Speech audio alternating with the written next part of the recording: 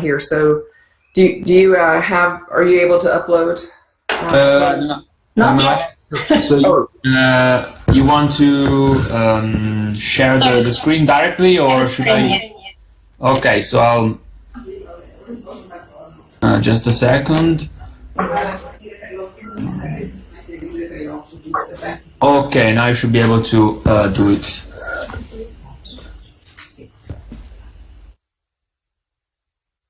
Here we go.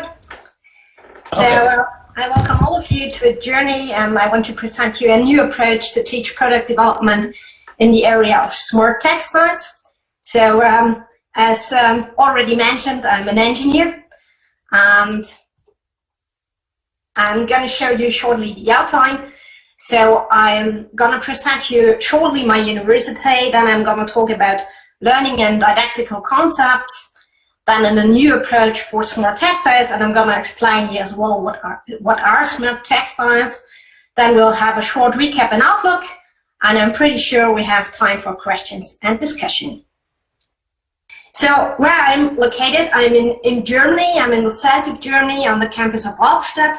There we have the Faculty of Engineering and the Faculty of Informatics. And what you can see over here is our building. It's a former textile company. So now the textile engineering is inside. So I think that's a pretty nice story. And to have a closer look, we're in between of Stuttgart and the Lake of Constance, approximately in the middle. So they renovated the whole building, and we have really new labs. And it just gives you an insight. So we have chemical labs, we have textile testing and analytic labs. We have a lot of textile manufacturing possibilities. So we have over 300 manufacturing machines, and students are using these machines. So I want to invite you to take a virtual tour afterwards. So go to our website, and then you can have a 360-degree walk through our labs. So shortly, some more facts and figures about the university. So we're a pretty small university with roughly 90 professors and 190 lecturers from industry. We have 185 staff members, and they're working partly in administration, partly in study programs. And we have about 3,600 students, and they're on 2 campi, one in Albstadt, the other one is in Sigmaringen. And they have the possibility to do 13 different degree programs in the bachelor's and 11 master degree programs. Moreover, we have a lot of students assistant working with us, for example, as well in research. And we're cooperating with roughly 50 international partner universities. So first, to give you an idea about the learning and didactical concepts, for myself, I'm a professor since 7 years right now. I tried a lot of different things with my students, so I just give you a little insight here. So first, what everybody has to do right now is online training, but before we had the chance to do on-face, on-premises work together with students. So I try to do a blended learning setting, so it's a flexible teaching setting, and it combines the advantage of distance learning and presence learning. So in presence, we can do the hands-on work. They can create their own products. They have social interaction, much more than they have on the online side. But if we combine it with the advantages of blended learning, so with the advantages of online learning, they have the chance to to learn and repeat on their individual pace and at any location. So I think blended learning is a real good combination. So what I did right now, I worked together with the students and for the development of this new approach with the method of design thinking. So design thinking is mostly shared in 2 areas. So we have the problem space, and on the other side we have the solution space. And in the middle we have the insight, we have the point of view. So it's a user-centered method. So I try to engage my students to bring in more motivation. So I integrated gameful experiences in learning. So for example, I changed the lecture in cat construction. So before they had to do just a boring piece of clothing, and afterwards they had to do these couple toys, and I think it's pretty impressive to see what they did. They're right now investing much more time than they did before. Another thing I do with my students is that they have to do visualization. So they create cognitive maps. So it's in order to help them to create links in their brains. So what you can say, sorry for it's in German, but that was the example from my students. So they wrote or they painted a map about technical specifications, and first they did the version 1, and after they made their own product, they made then a second or third version of their cognitive maps. So they told me it's really good to remember, and it's much nicer than to have such a big, thick book to learn, so you just have one painting. Another thing I did is that I had to make games. So I experienced that playing motivates them a lot. So they had to bring their new ideas into as well another teaching environment. So I went together with them outside and told them before they have to create games for outdoor application. So we see different possibilities here. And I think this one is also pretty impressive. So it's the code, you can done it off, and then you have a beginner game to play with. So now we come to the smart textiles. So all the experience also went into this area. So what are smart textiles? Just to explain that first to you. So smart textiles are based on functional or technical textiles. So I believe everybody of you has already a raincoat at home or functional clothing, or as well a technical textile, like for example the textile which is integrated in the wires of your car. So if we look to smart textiles, we have two areas. On the one hand side, we have the e-textiles, so these are intelligent textiles, and then we have different levels. We have manual, we have automatic or interactive reaction of this intelligent textile. But today I want to focus on the electronic textiles, so the e-textiles. There we have different levels as well. So the first one is adapted. So you have standard cables. You only have, let's say, some holes in your jacket where you can put through the cables. Then the next level is integrated, so that you already have the electronic function integrated in the textile product. And the highest level is modified. So for example, you change the textile fabric into a battery. So this is how it looked like in former times. So right now we see a generational shift. So from adapted textiles in the end to a modified textile. So you have a smart textile, but you don't see it anymore. So this smart textile might sense, process, or transmit data about you, and maybe you can't see it. So that data could be your location, your activity, your movement, your vital signs, and so on. And I think a lot of you might know that already from wearables, but there you can see that much easier. So I brought along a kit which I'm using in the education of my engineering students. So it's called Very Smart Textiles Kit, and it's promoted as the world's first do-it-yourself package for textile sensors. It's not only for students, but it's also for schools or for private persons.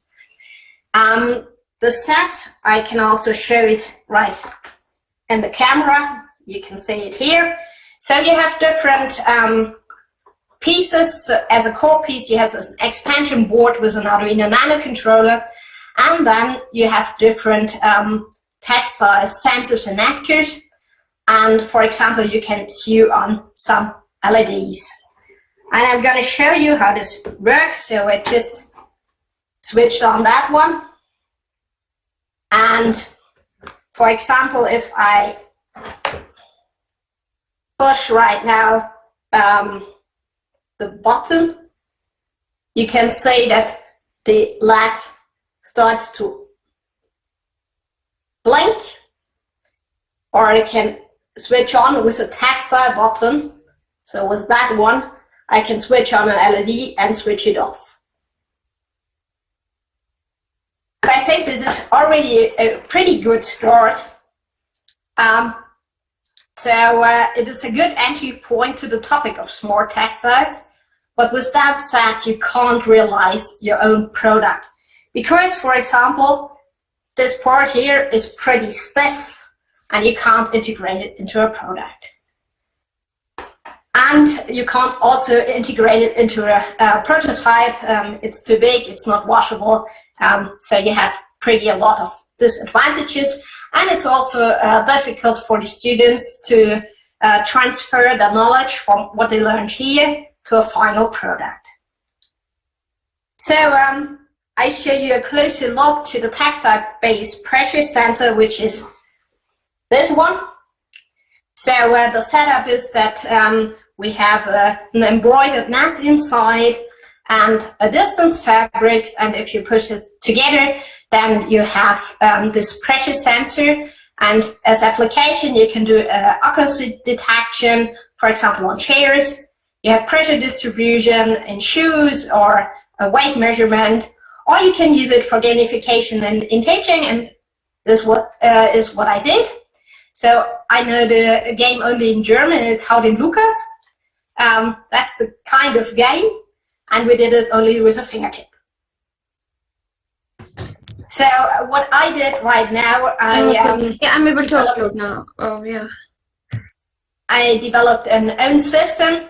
So it's now textile based, it's much more flexible, and I did some tests with different conductive yarns, and for example with snap fasteners, with hollow rivets, and also integrated different other functions which were not integrated in this pretty easy kit.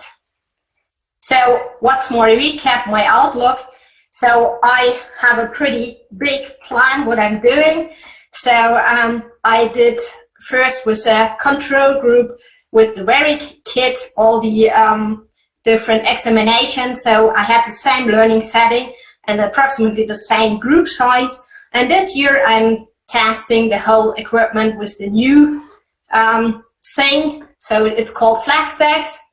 So I have two different settings. So once I have the same learning setting and a different instrument, and on the other hand, I have different instruments at different settings and the same instruments, so the same construction kit.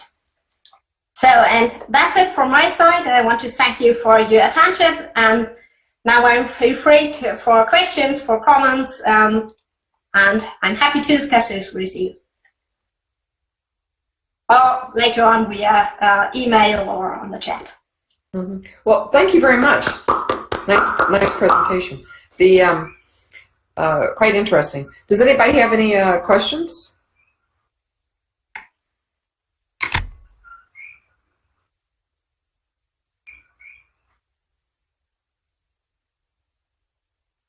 You're welcome.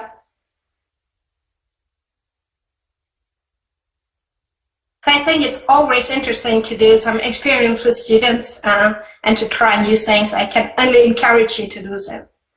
Mm-hmm. I was wondering, while we're waiting to see if anybody else has a question, because Phil's, I think, typing something.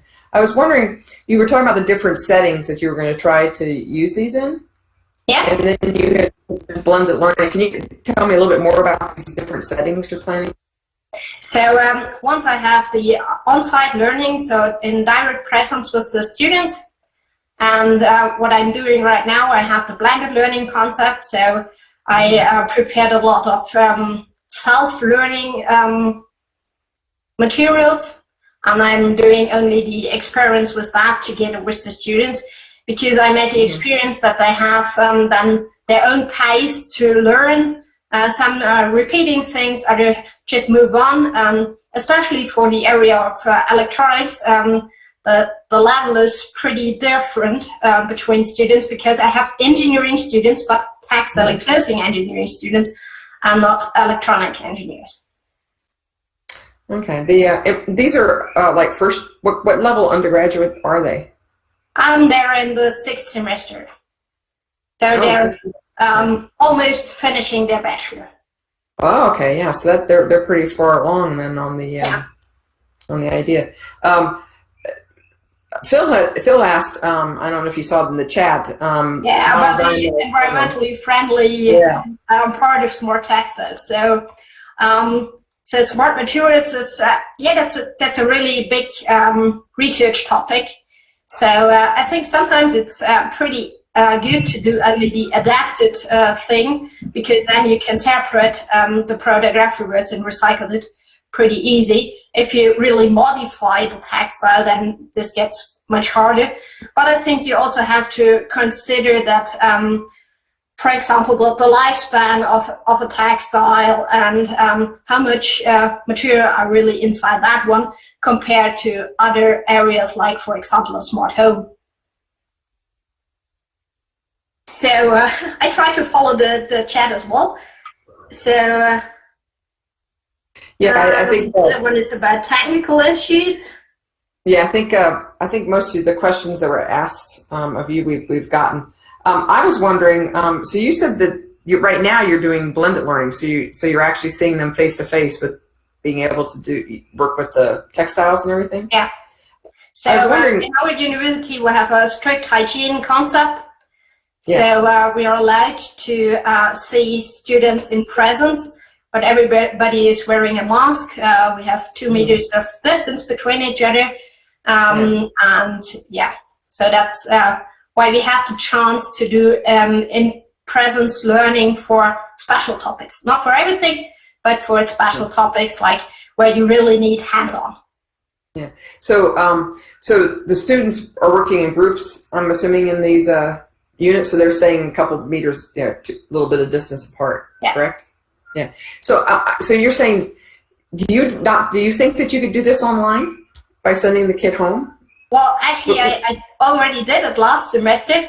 So I sent 20 parcels to students. Oh, okay. I said, well, here you have the package. Now you get an online training, and then it's on your own to figure out how it works. Then you can see that you sometimes run into trouble with, for example, with the hardware, that they have trouble with their own computers to set up the Arduino IDE, to program them the thing. And what I also saw that they were quite willing to share their experience with their colleagues. So they set up like, okay, I had the same problem, try this, try that. So it was a good interaction nevertheless. Yeah. Oh, excellent. That's nice to hear that there was a lot of collaboration going on in that situation. Are there any other questions? I think I'm hogging up the time here. Or are we done? Well, if any questions come about, we all have our contact information so that we can email you. Yeah. That's great. Here's one other question right before we stop, because we got 2 minutes left. Do you think, what age level do you think that you could get to use like your kit? Do you think you could actually get down to? Do you think you get, like, middle school students could use it, or elementary school students could use it, or? So I already went into secondary schools.